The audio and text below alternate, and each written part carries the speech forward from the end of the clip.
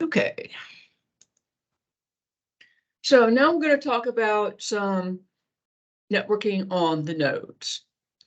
A PanFS OS network utility configures virtual interfaces on each node. A virtual interface is a concept. The node's physical interfaces, those are the actual ports and the drivers, the software drivers that run them. It assigns the physical interfaces to the virtual interfaces based on the node's local NIC mode configuration. The utility configures the virtual interfaces when the node's NIC mode configuration changes or when the node boots. PanFS defines a default NIC mode for each hardware type. The primary default NIC mode for all the Ultra nodes that we've been talking about, Bravo, Charlie, Delta, Echo, is LACP with a short timeout. This is a bonded interface, a smart bonded interface that will time out interfaces that are not responding and keep track of each other things. It can correct minor configuration errors. It cannot create a gross configuration error where the wrong interface is even in the lag, but it's a smart. Alpha blades do not support LACP, but the new blades do. Okay. All physical interfaces are assigned to the primary virtual interface for the default NIC mode. We're going to talk about that later. Once nodes have joined the realm, the storage administrator may change the node's NIC mode. This is almost never needed, and sometimes it's a little difficult. The node's network NIC configuration is stored in the node's entry in the realm database. When the storage administrator changes the NIC's node, say from LACP to failover or something like that, the president updates the node's local node configuration. It also checks the node configuration when the node boots. If the node's configuration does not match what the president thinks it should be, the president updates it. The primary NIC mode is configured separately for each alpha shelf or each of the ultra type nodes.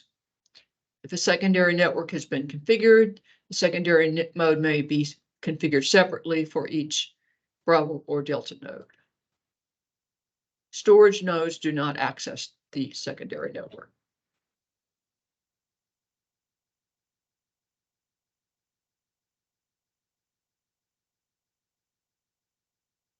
Here are the NIC modes. Single. You don't want to ever use this. We put this in there for a model that is no longer supported, that only had one shelf switch because some customers didn't want to buy another one. This NIC mode is not redundant at all. It only uses one interface, even if another one is available. And it's been retained for backwards compatibility and because engineering felt it sometimes may be needed. Failover is active passive. The node uses its first physical interface, and if the first interface fails or uses link, the node uses the next available interface. This is redundant, but does not provide as much throughput as the aggregation modes. Static lag. I've only seen one customer ever want to use this on ultra nodes, and it was because their switch didn't support LACP, which probably meant that the switch was at least 20 or 30 years old, or very old. LACP has been around a long time. We use this for our alpha blades because their networking is not smart enough or communicative enough to use LACP. But this mode is redundant and provides higher throughput, but is not as robust as LACP. Robust means it doesn't do the error correction or automatic configuration that LACP does. LACP short, this is the default configuration for most of the nodes. The link aggregation control protocol provides for interfaces in the aggregation to communicate with each other to discover a misconfiguration.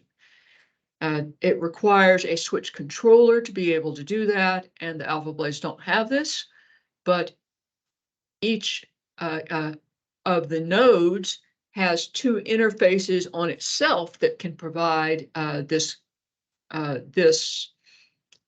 intelligence, and of course the external switch has this intelligence as well.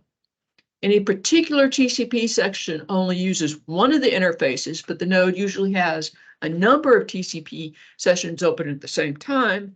So if it has a bonded interface, it can not quite double the throughput, but increase it very significantly. This mode uses a short 3-second timeout. That means that the interfaces are going to check on each other every 3 seconds. They send each other control packets. This is the default on Bravo, Charlie, Delta, and Echo nodes. This mode is redundant, higher throughput, and is more robust. LACP long, this is the same, but with a 90-second timeout. Some customers have found that this is more compatible with their network. But in usual case, the short is the best option. The GUI has several pages that show the node NIC information, but they only show it one at a time. But this pancli command, we're going to go over pancli tomorrow, shows all the nodes in the realm all at once. It's netconfig NIC. And you can see all the node names, the node types, their serial numbers, and the NIC mode. And we'll talk about what these nodes are. We've already talked about that this is LACP short. We'll talk about this 4 plus 0 or 2 plus 0 in a minute. And this last is, I'm not sure what this none is, but this last is the physical interfaces that the node has. And for all the ASF and the ASUs, they have 2 by 225 gig interfaces, and the ASD have a virtual 1 by 10 interface, and we'll go over that in a minute. So ASU 100, ASU extra large storage node network connections. These have a dual 25 gig network interface. It's called a Super IO module SOM, but I'm not quite sure what the difference between a SOM and a NIC is. I think it's just a marketing term. Anyway, that's the card right there. We want to use SFP28 cables. I'm not sure why these are 25 and these are called 28, but those are what goes together. These are twin-X cables where the adapter is right as a part of the cable. You just put it right in. You may connect 10 gig cables if you want, but you will not get the throughput that the node is capable of doing, and your performance will not be as high. This is the node with the network cables up and link light. You see that each interface has its own link light there to the right.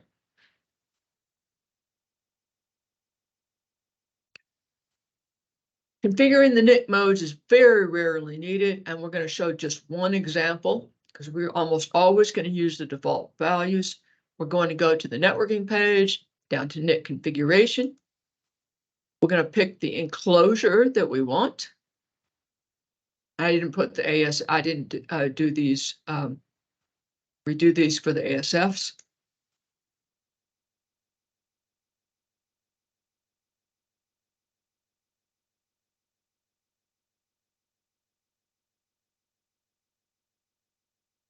Then we're going to pick the node.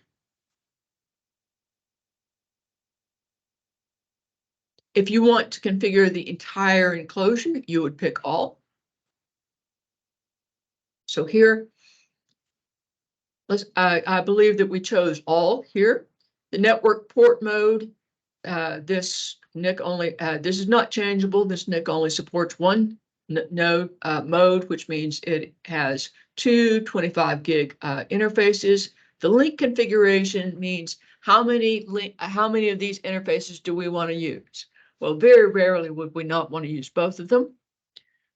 The first number is the primary network. The second number is the secondary network. Storage nodes can't access the secondary network anyway, but it's there for compatibility. and here is the default LACP short. There's the configuration of this. Okay. So this is just some explanation about why you want to do that.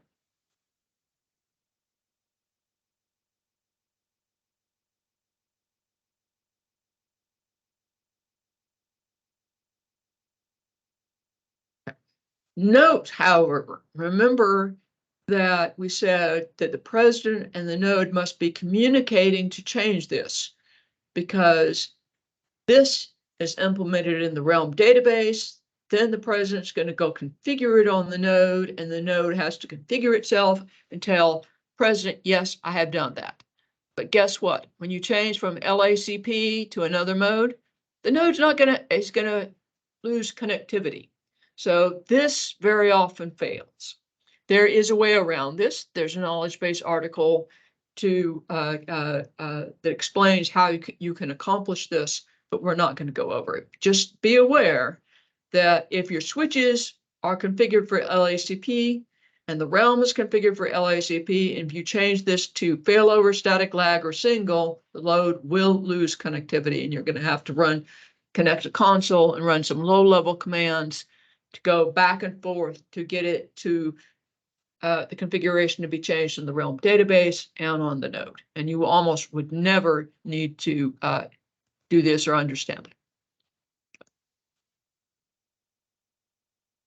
Panasas nodes that are configured with LACP network mode expect the switch interfaces to which they connect to also be configured for LACP.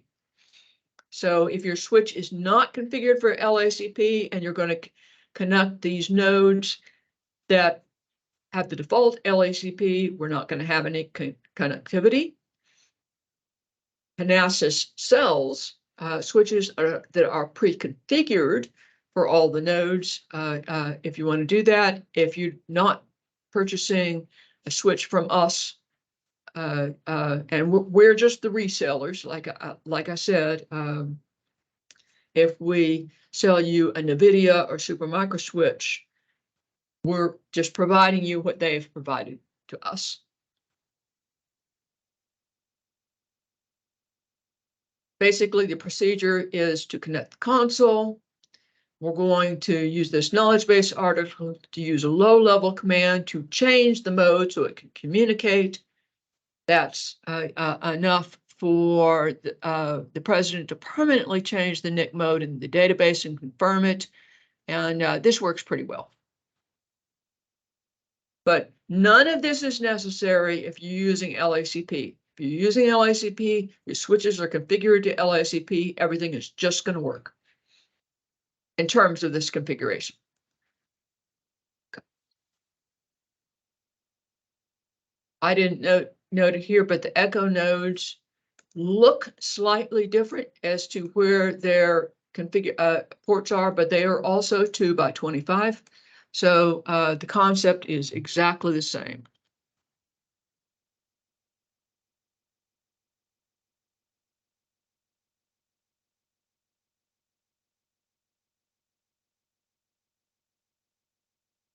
Okay. ASD, it is also very similar for a Delta, the ASD 200, because it is also a 2x25 interface.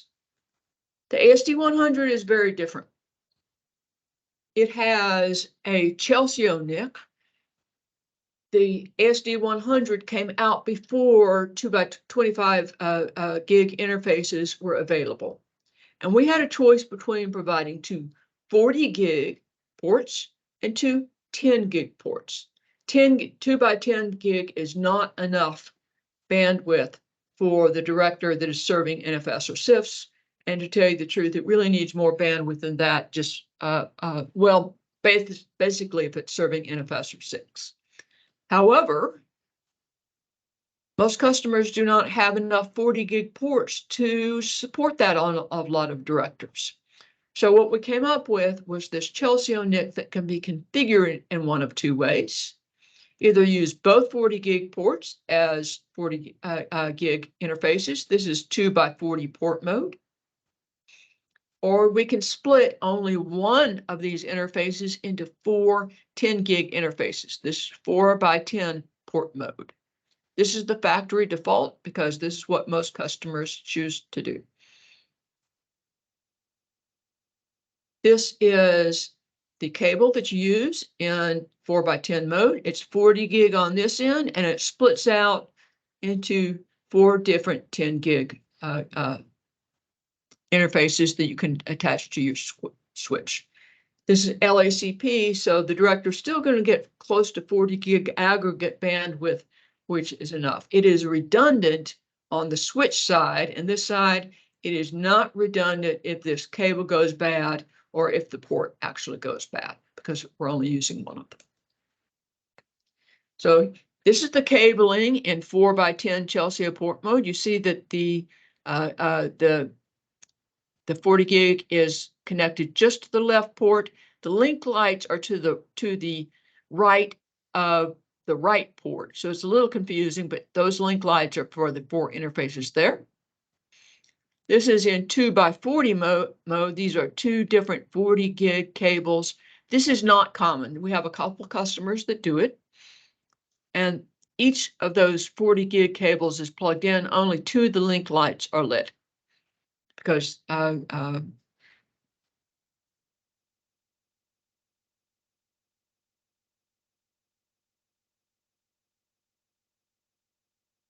we supply this 4x10 cable when you buy when you buy an ASD 100, and of course they're not for sale anymore, but we did when you got them. If you're using it in 2x40 mode, you need to provide your own cables, or I'm sure we'd be happy to sell them to you. If you're using optical cables, then you have to have obviously an optical transceiver and the 40 gig ports. Again, that doesn't come with the director, but we can, I'm sure our salesman would be happy to sell it. Well, how do you change this 40 gig Chelsea NIC from 2x40 mode to 4x10 mode? We have a script that does that. You have to connect by a console, or if you already have, and typically you do not have already configured, and run this command. The command cuts off all connectivity when it changes the switch mode, so you have to be connected by console. And we have a knowledge base article on this. About the replacement nodes come in 4x10 mode, so about the only time you ever need to change this if you're running in 2x40 mode, which again, as I said, is kind of rare. The ASD 200, that's what everybody's going to be getting. It has a new switch. And this is not exactly the same as the ASU 100s, but the concept is similar. This is a NIC and not a SIOM, but again, it's virtually the same thing. It's on top instead of on the bottom. But again, there's the networking slots. That's the very same SFP28 cable that goes right in there. Again, no configuration is necessary. If you're using LACP short, you just plug it in and it should all work. Here is the ASD 200 with the cables plugged in. This is the IPMI cable there. You see the link lights on. Questions about the cabling and the modes? Yes. Okay. Since yes. we are in a ASD 100, we are having a 40 gig. And okay. ASD 200, which is latest one, we are having a 25 gig. Okay, yeah. So isn't it we should increase the speed instead of decreasing it?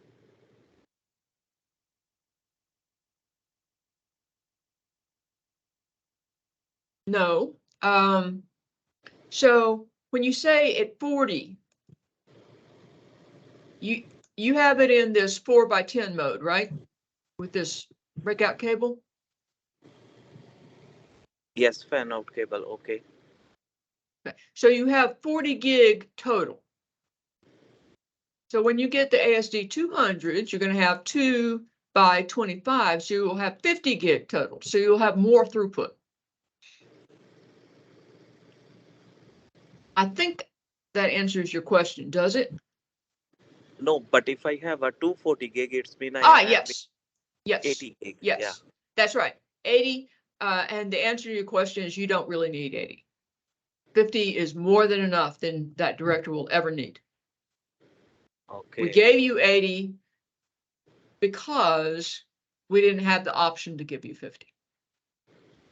Okay, got it.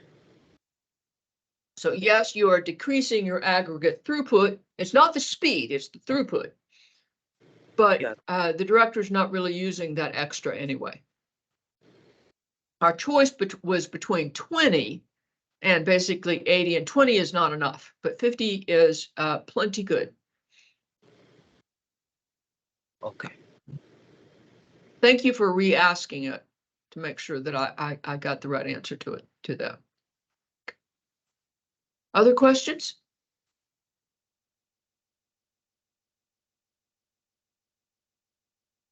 Okay. Let's talk about how the realm reports the networking. Each of the node's physical NICs has a device driver defined in the dev partition. The kernel brings up the network device. The device is named based on what the device driver has specified. And the device driver is provided by the physical NIC provider, and we put it in PanFS OS, so it's available to the card. Each one of these models has its own names. Charlie, ASU, 100 and 100XL, and they're the same node as far as the networking.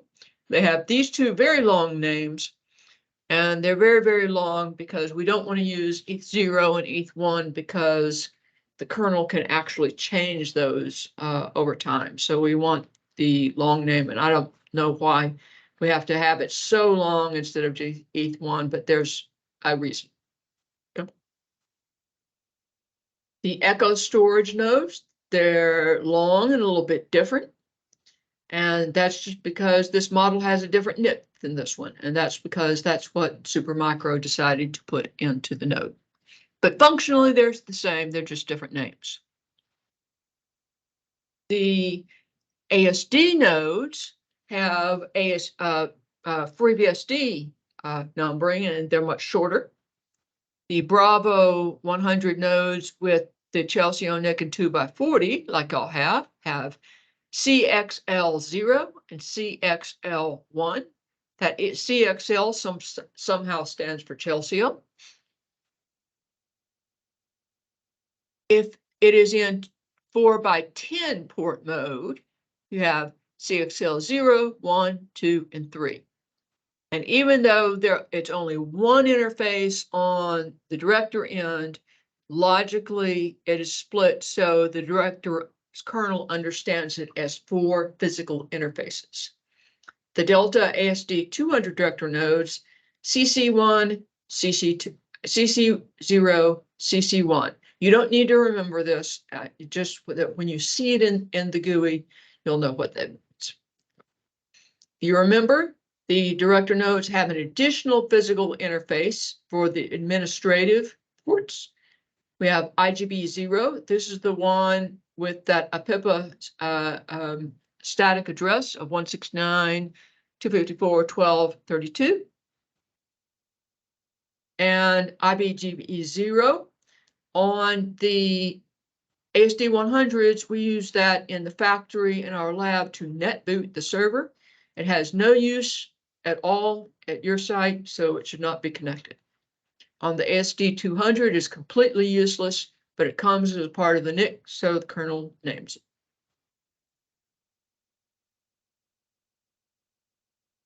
The same utility that configured the node puts the physical interfaces into virtual interfaces depending on the NIC mode configuration. All the FreeBSD nodes That is all the alpha blades plus the alpha and the Bravo and Delta director nodes have the following virtual interfaces. And this is just the FreeBSD numbering, lag 0. This is the primary network. All of the primary network interfaces go into lag 0. And you must have at least one physical interface in lag 0 because that is how the node communicates with the rest of the realm. If you have a secondary network, you will have a lag 1, and you will have configured the nodes as to which interfaces should go into lag 1. Unless you're doing that, there won't be any interfaces in that. Lag 2 is for that administrative port, where you can attach a 1 gig cable like I have right here to access the GUI.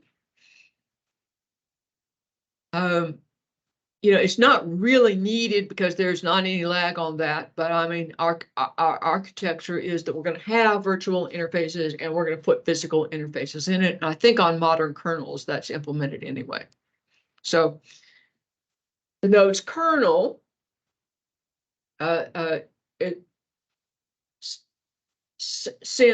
part of the node's kernel sends the packets to a physical interface.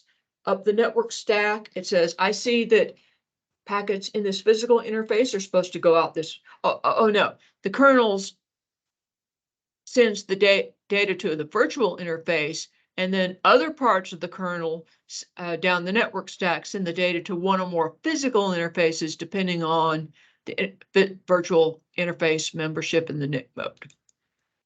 When the data comes back, it comes to the physical interfaces, it goes up through the network stack to a virtual interface, and then to the application.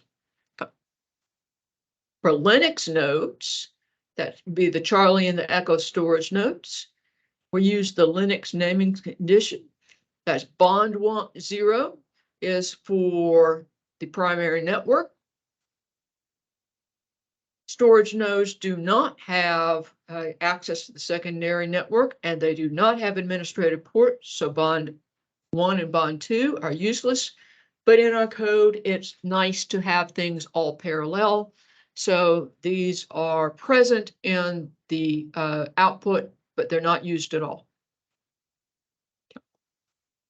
So in network status, NIC status shows the status for every node's network interfaces. And also each node's hardware detail page has a section for its NIC status. So here are our columns.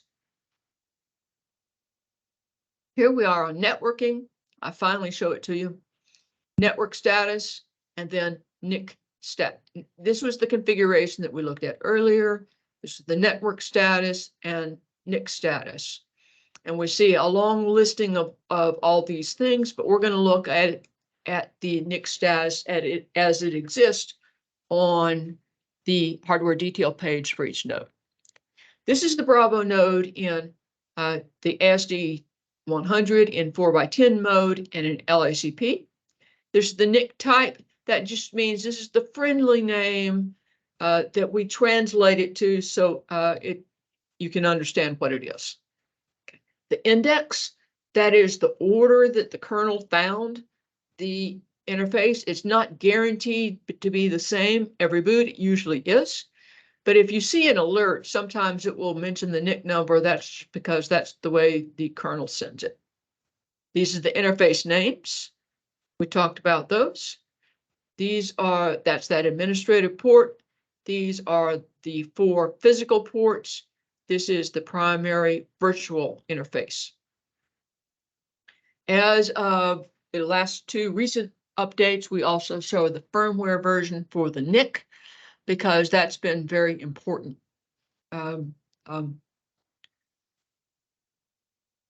It's very important that the firmware be on the best version for the NIC to have good networking stability.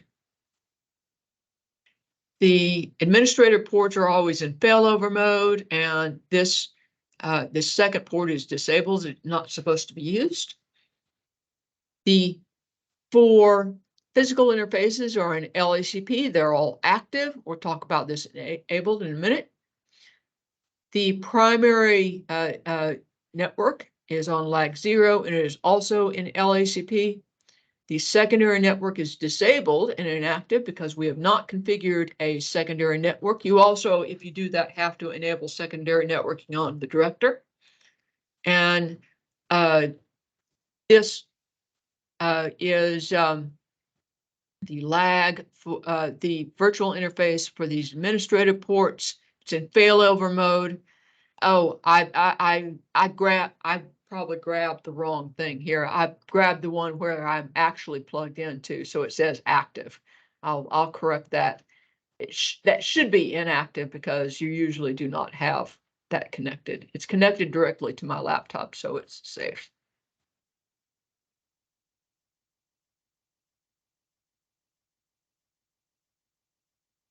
I took this some time ago because we do not have any Bravo nodes in 2x40 in our lab.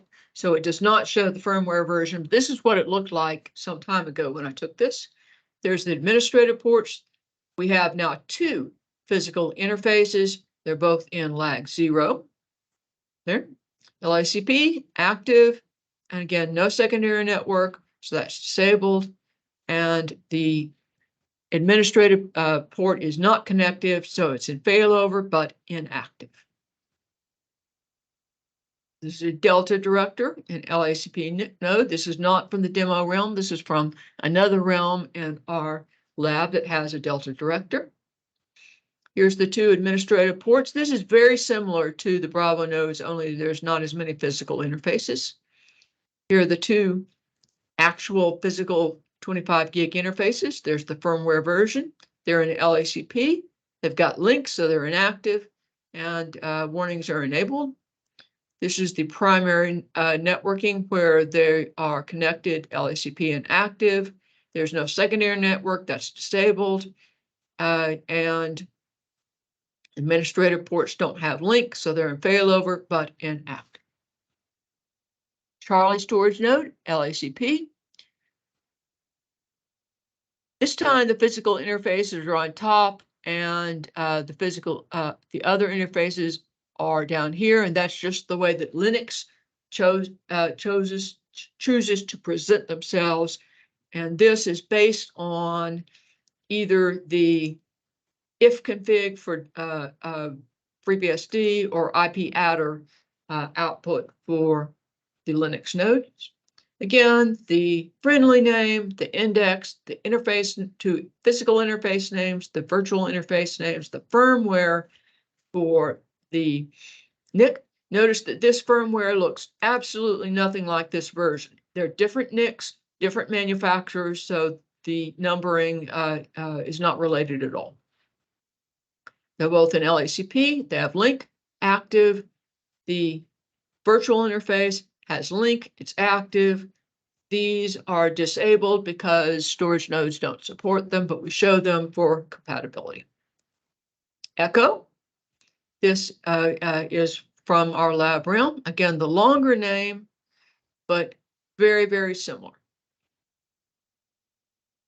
Not NA means not applicable for the virtual interfaces because firmware is one of the physical interface layer concept, so it only applies to physical interfaces. Questions about that? Not from our side. I'm sorry? Not from our side. I still didn't hear you. I said no question from my side, Oh, please. okay, good. Okay. If warnings are enabled for an interface, but the interface does not have a link, the node sends warnings. Because you want to know if a link goes down. See, enabled, warnings, warnings. All enabled. The only interfaces where they're not enabled by default are these administrative ports. We've had instances where we've sent replacements and somehow they're enabled and we have to disable them because you will get warnings for those. So let's say the warnings are enabled. The interface does not have link. You're going to have warnings like this. Node NIC 7 is not active. The 10 gig interface 4 is not active on ASD2. And actually, there's 2 of the interfaces that are not active. We'll talk about tomorrow, the next day, why this background is yellow to say that it is not active. You cannot clear these warnings. We'll talk about that as well. How do we know what we're even talking about? So it just says node NIC 7. That's not particularly helpful, is it? You have to go back to this table and say, what is NIC 7? NIC 7. So actually, I reproduced this by just unplugging these 2 cables. So these 2 have link, these 2 don't. See how I got that? NIC 6, CXL2, NIC 7 is CXL3. Now, it also gives you this friendly interface here. This to me is more confusing than anything. I would like to know the interface names, but this table will tell you everything you need to know about the warning. So let's say that I know that those interfaces are not connected. I don't, if I was using a Panasas provided switch, you would have enough free ports because we have configured enough for that. But let's say you didn't, and you deliberately left 2 of the interfaces not connected, and you don't want to see these warnings. And as a matter of fact, you cannot clear them. So what we're going to do is we're going to disable the warnings for these 2. These are the ones you can see. You can also see that here that these are inactive, and we know they're supposed to be inactive. So active. So this is another indication of which interfaces are the problem. You cannot disable the warnings through the GUI, but you can run these commands. Netconfig, and you don't have to remember this. You can look these up. I have to look them up every time. Netconfig NIC, the node, warn, disable, and then you specify the interface. You can also specify the NIC number, but for some reason that doesn't seem to work all that well. I kind of like using the interface name anyway. You do not use this.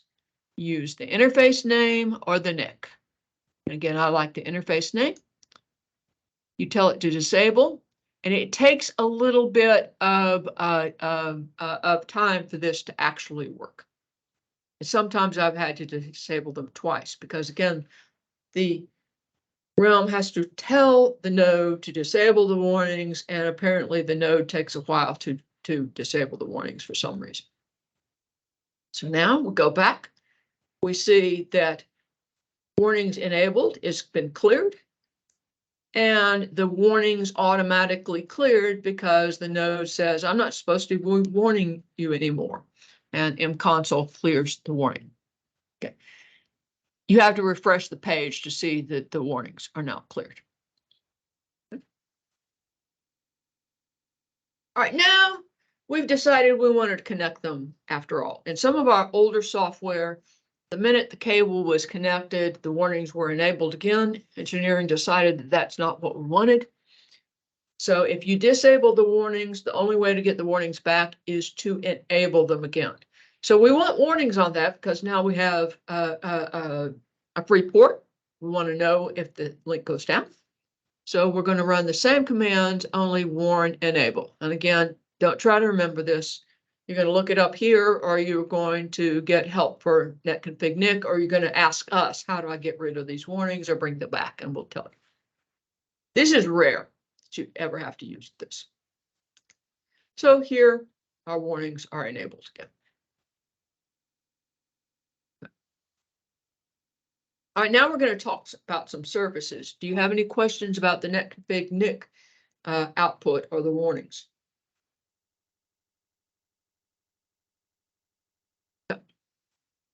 DHCP.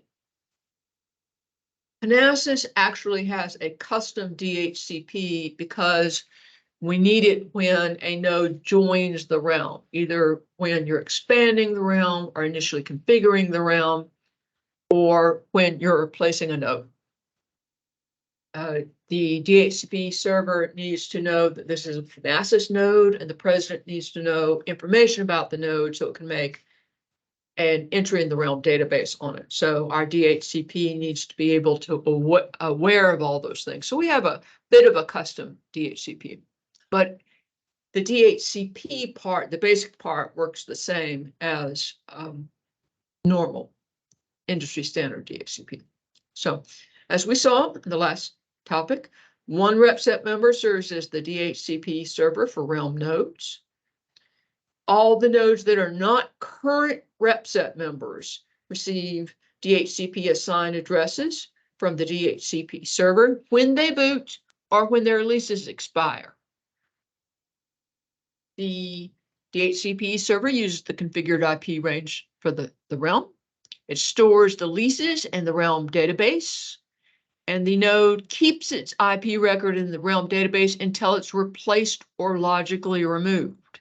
That's why you have to have some free ones, because you want the new node to come in, get an IP address, but the old node still has its IP address. So we need some extra.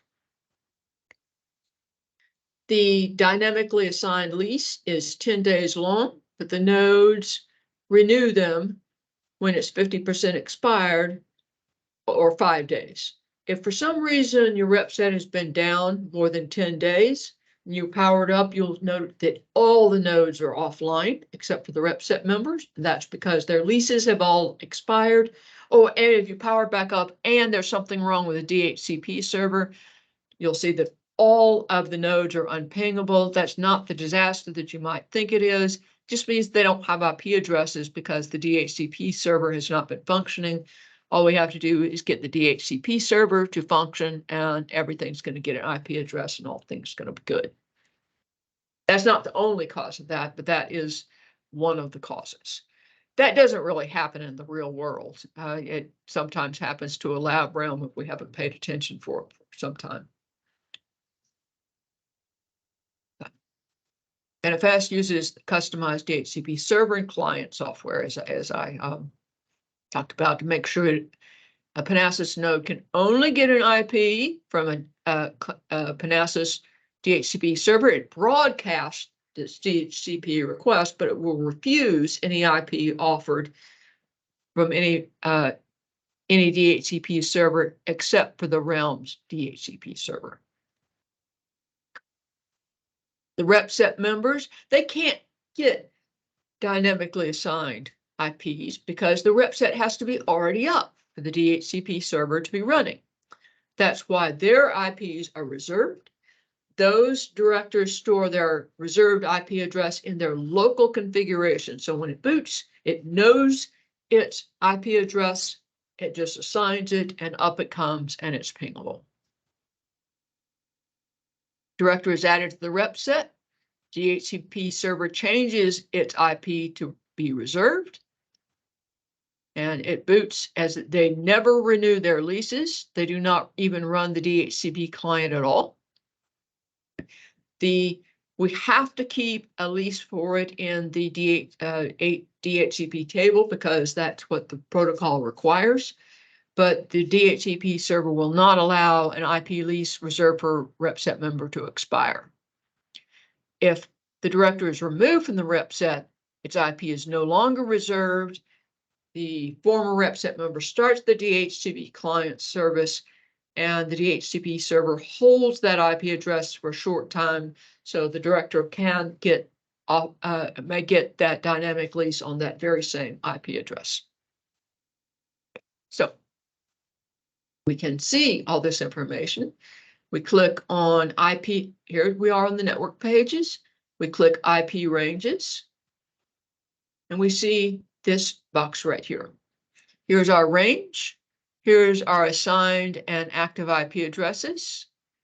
Assigned and defunct, that would only happen if you migrated the RepSet. I've seen to different directors. I've seen this once ever.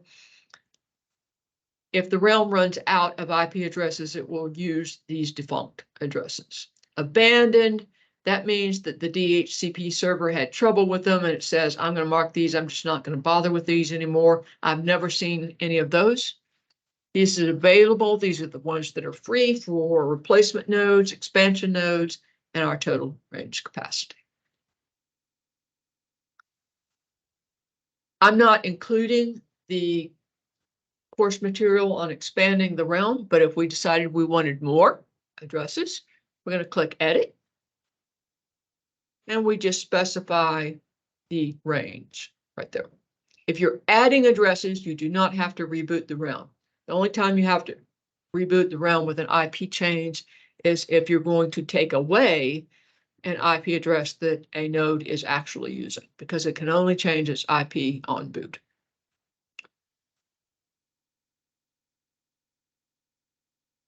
And this, I've given you an example. I've reduced the range from to just a few, just to illustrate that the realm's not going to allow you to do that. I mean, not only because it's too few, because we have a node that has .39. I've tried to decrease it to .61. That means 39 is no longer going to be valid. It says, no, no, no, you're going to have to use netconfig edit. So the realm is going to reboot and the node can get a valid IP address. On that same page, we have the MAC address table. You see the rep set members, it's way in advance, but this is just to make DHC protocol happy. These will never ever expire. This is a little bit dated. This was taken in 2001, but you can see that these are going to expire fairly soon.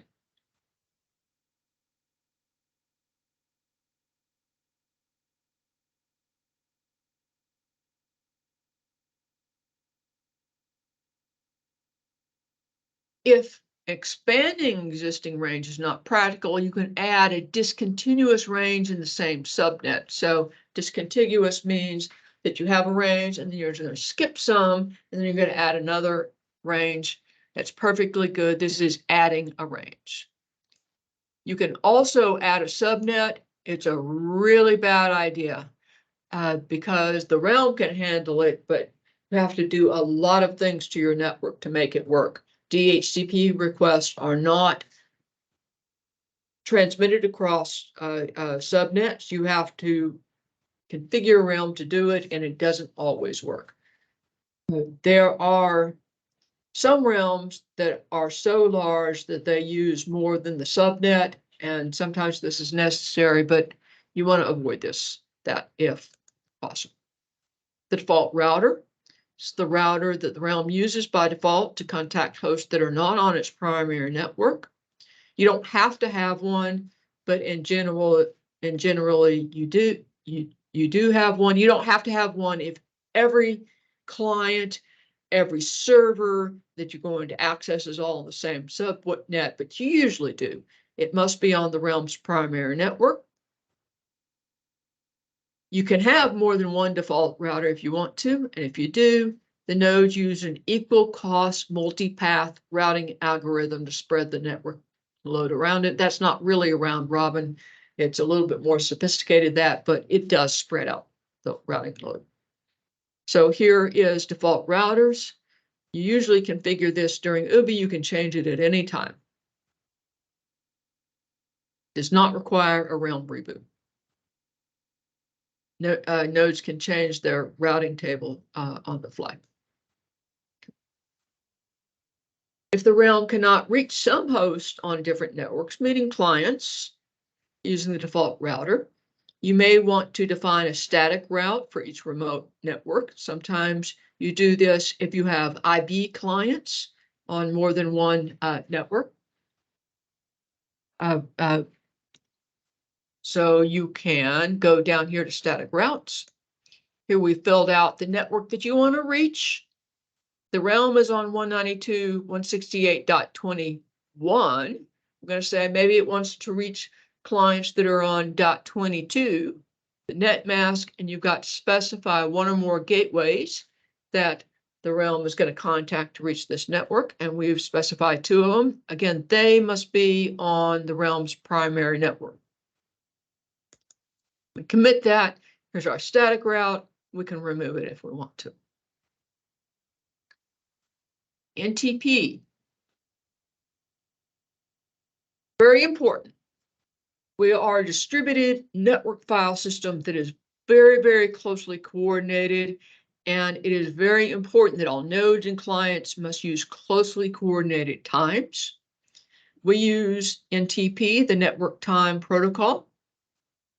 The best practice is to configure an external NTP or time server to which the realm and direct flow clients can sync. We also support chrony time servers. Chrony is a little bit different than NTP, but not for our purposes. They work fine. The realm's going to call it an NTP server, even if it is, in fact, a chrony time server. If you configure this external server, only the repset directors sync to the external server. The non-repset directors sync to the repset members, and every OSD is assigned 1 director to sync with. If that director is not responding, the OSD has just assigned a different director. If there is no NTP server, or if it becomes not responding, the president says, all right, I'm going to be the NTP server just for the nodes on the realm, so that the nodes do not drift out of time sync with each other. But the direct flow clients may drift out of sync with the realm, and we'll discover when we talk about direct flow, if it's more than 10 seconds out, the direct flow clients are not allowed to mount. We'll talk about how we handle that. The NTP servers are usually also configured during the initial configuration, but you can change or add them anytime you want. Here we are on the network. We click NTP.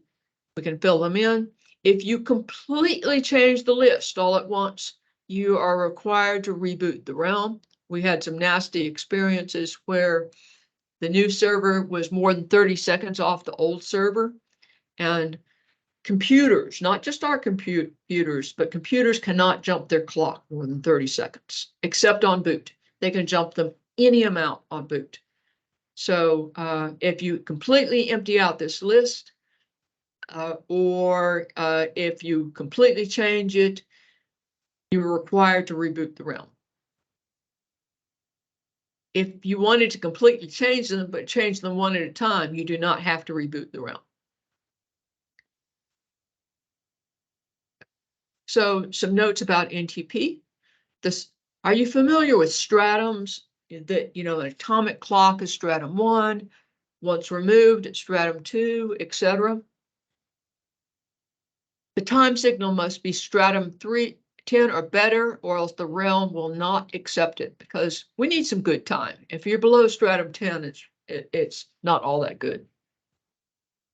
If you configure multiple time servers, they should be approximately equal quality. Redundancy is not all that important here, because the realm will step in and become the NTP server if your NTP server is not responding. If you have a good time server and a crummy one that continues to go offline, serves bad time, then it's going to confuse the NTP protocol, and it may not end up not syncing to any of them. So if you have multiple high-quality servers, sure, go ahead and configure more than once. If you only have one, just configure the one. Don't add low-quality servers. Let's say that the time server stops responding. The realm does not immediately go down. The realm will issue warnings, but the realm will stay together because the president is the NTP server.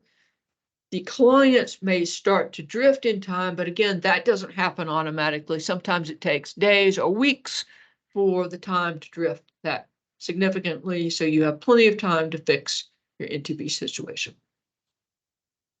The realm issues a warning that a node is out of NTP sync, and it's the president. The problem is probably not with the president, it's probably with the external time server, so you should troubleshoot that first. This is the command that we use to troubleshoot this. You don't have to remember that. You can either look it up or you can ask us and we'll give it to you. This is a command that queries time for NTP. This output shows that the realm is synced to our primary time server here in the demo environment. It is also synced as a peer, plus, to a secondary time server that we have in the demo environment. And I'm not sure why it's not showing these two, but it's supposed to sync to the other two RepSet members as peers. Peers means it's something very sophisticated statistically. It's just saying that it's kind of comparing its time to other nodes that are not time servers, but are at the same rank as it is. This next director is syncing to the primary, next RepSet member, syncing to the primary time server. It's peer syncing to the second one, and it's peer syncing to one of the other ones. You can see that these are all in very tight range. This is just a statistical thing about NTP. And we do use the standard NTP protocol. We talked about DNS. Up to 3 members run the service. Storage nodes do not have DNS available. DNS is not required for the realm to function. Node-to-node communications, node-to-node clients do not use names. They use IP addresses only. But it is required for CIFS to be enabled to use Windows clients. And it is required for some features to operate correctly, like name resolution of your users if you're checking on user quotas or something like that.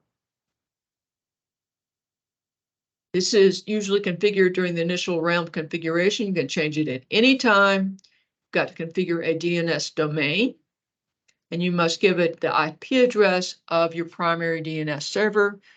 You can give it some alternate DNS servers. These are not for, and it contacts these only if it cannot get a satisfactory address for a name query from the primary server. Changing this does not require a reboot. Here are some local commands that we may want to run.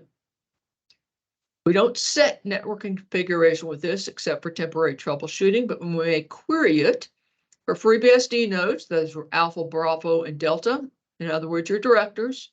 Ping, of course. Ifconfig. Netstat at NR gives the routing table. Your Linux nodes, which are your storage nodes that are not storage blades. Charlie and Echo. Ping again, the same. Linux has deprecated ifconfig. They like IP adder better, and IP route to show the routing table. All right. Questions on this?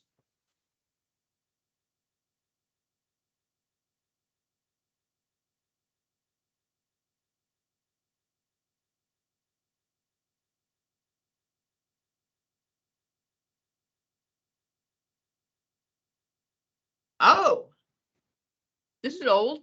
Actually, it is a QSPF. I thought the Q was only for the 40 gig. I will verify that and collect the slides. Correct the slides. Well, that certainly makes sense because wondering why we call it ordinary 10 gig, 10 GE cable an SFP and something that was better that, not the QSFP. But I will thank you, Gilbert. I will verify that and correct the slides. Yeah, the 10G is also still SFP, but the newest one is called QSFP because it's quad form factor. Right? I got that. I'm not sure where I got that. Probably from our documentation, but I will verify because we want to be correct. Thank you. I noticed you are using 25 gig and 40 gig, and in the network settings, I don't see where you can set the forward error correction of the NIC, like RSFEC or... You can't. Or it's not supported in GUI, or maybe it's there in the... Yeah, you can't. Well, maybe you can, but we don't do that. You set that on the external switch, and that's where you want to do it. The node NICs basically are configured with everything that they need. And if we wanted something configured that was not on there, we would go to the manufacturer and ask them, will you please configure this as a part of your driver? And if we make a good case, they will. And especially on the FreeBSD nodes, the NIC manufacturers have been very responsive. If we say we need something, they have coded it in, not just for us, but for their whole driver, and then they published it out. So you don't configure the NICs except for the ASD 100 to put it in 4x10 or 2x40, but you don't do any other configuration of the NICs. But they have the RS spec and all that kind of stuff that you want. The external switches may not. And one of the things that our engineering group has done is the Mellanox switches, the super micro switches have RS spec. I think that, no, that's spec, something else. Anyway, the error correction that we want is not enabled by default on the Mellanoxes. And engineering has worked to manually enable that on the switch configurations for greater stability. And I will add that to the slides that no NIC.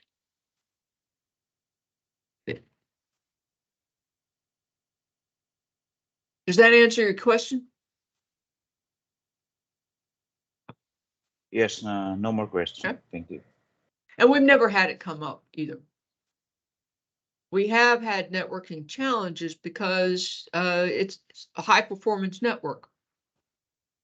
But those have either been resolved by, sometimes we have to change cables, but sometimes we've had to update drivers because we found that Supermicro was just installing the latest driver, as you would expect them to, but our software really needed to understand what the driver was going to be. So now we specify in our netboot what driver the node is going to have. We have worked with the manufacturer to come up with the drivers that we need, and we have worked with the switch manufacturers to make sure that the external switch manufacturers like NVIDIA, which I sometimes call Mellanox, which they used to be, or Supermicro, to make sure that we understand the switch configurations that are going to be perfect for our system. And we've resolved things that way. We've never had to reconfigure a NIC. Okay. Review. What is the difference between the node's primary and secondary network?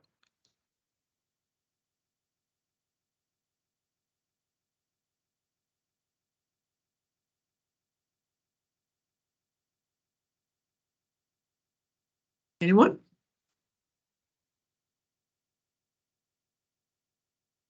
What's the primary network?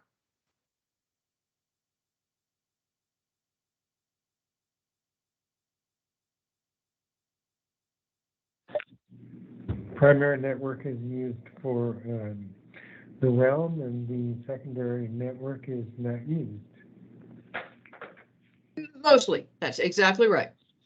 Primary network, the realm, direct flow clients, almost all clients. The secondary network is very, very rarely used. What happens if the realm level 3 MTU is set to 9,000 and the external switch the realm's nodes connect to has an L2 MTU of 1516? No communication? Mismatch? Not none. Some of the communication will get through, but Mismatch? yeah, lots of packets are going to be dropped, and it's going to be problematic enough where it's going to really mess things up. How many main physical network interfaces do Charlie, Delta, and Echo nodes have?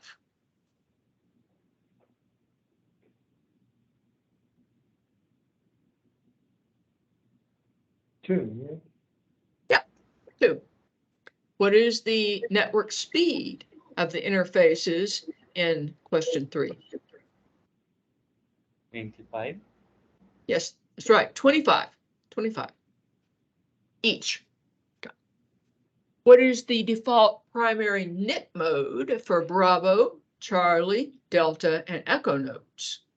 Basically all the nodes that we've been talking about in this course.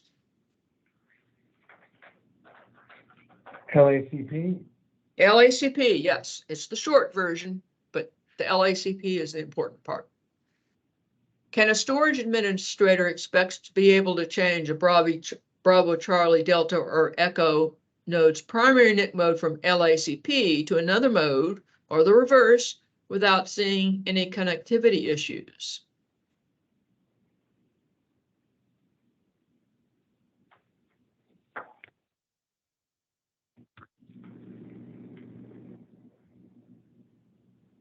no, I think there will be connectivity issues. I'm sorry?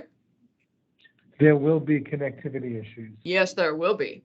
Absolutely. It won't communicate at all without some intervention on a console. What action should the storage administrator take if some of a node's network interfaces intentionally are not connected?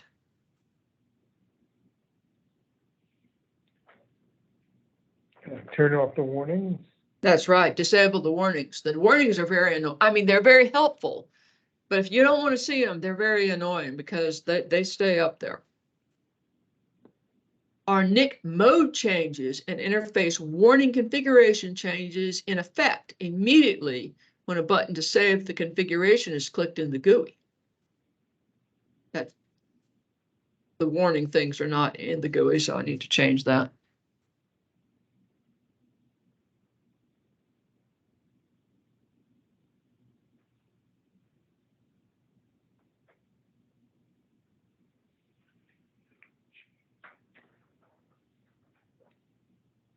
Do these things go into effect immediately? Somehow I think there needs to be a reboot. No, it takes a little while. It takes a little while. Sometimes it can take a minute or even more. Not much more than that. Yeah. So we need to check to make sure that they actually went into effect. Should the storage administrator verify that nodes remain online after a NIC mode configuration change? Yes. Absolutely. Mostly that's common sense, but just to stress it. What virtual interface do Realm FreeBSD nodes use to connect to the primary network?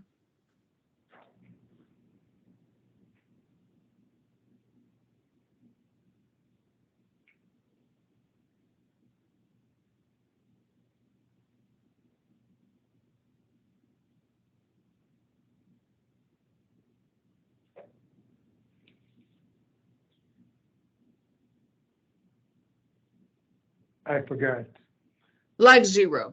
You don't have to know that. I'm just kind of mentioning it again so you can recognize it when you see it. LAGG 0. You're probably going to know this one. What virtual interfaces do Realm Linux node use to connect to the primary network? That should be ETH0, right? No. You said ETH0, right? Yes. ETH0 is a physical interface. We don't use that, but it is a physical interface. What's a virtual interface? What's the name of the standard Linux virtual interface?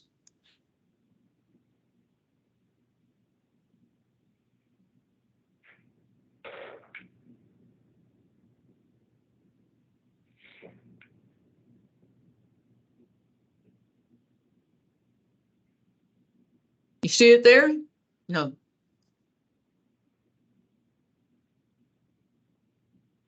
IGB? No. That's on a director. You see it there? The long name. No, that's a physical interface, a virtual interface. Oh, the bonds. Which one? Well, bond 0 would be the. That's the right. one that Bond 0 is the standard primary virtual Linux interface.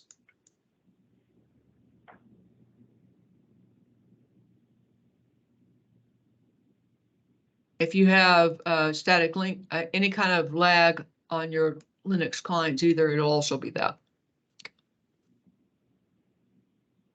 See where we're at. Oh.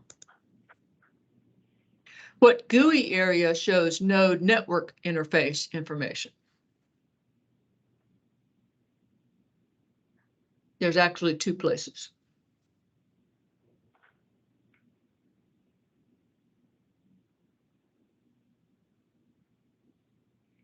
So it's on the network. I'm sorry, where did you say? Network. What part of the network? Yeah, I can't remember. Yeah, it's NIC status. Okay, and where else?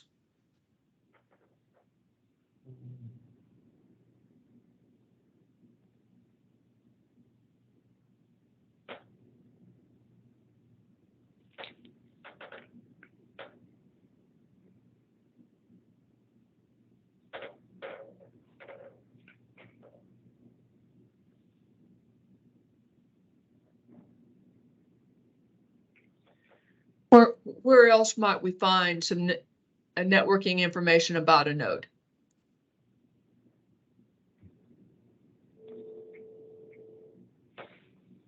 I'm not sure. It's on the nodes page. It's on its detail page.